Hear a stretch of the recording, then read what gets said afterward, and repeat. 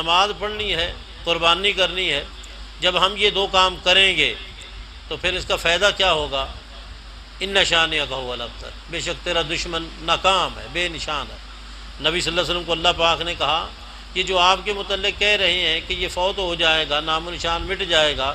آپ اپنے رب کی خاطر نماز پڑھیں، قربانی کریں، آپ کا نام ہمیشہ بلند رہے گا، اور قیامت تک ورفعنا لک ذکرک، ہم آپ کا ذکر بلند کر دیں گے۔ جو کہنے والے ہیں ان کا نام و نشان مٹ جائے گا۔ اس کا مطلب یہ ہے کہ نماز اور قربانی یہ وہ عبادتیں ہیں جس کے نتیجے میں انسان کا نام بلند ہوتا ہے، جس کی شان بڑھ جاتی ہے۔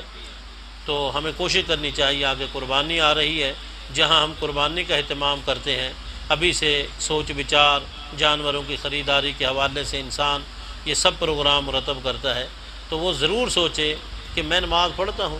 میری نماز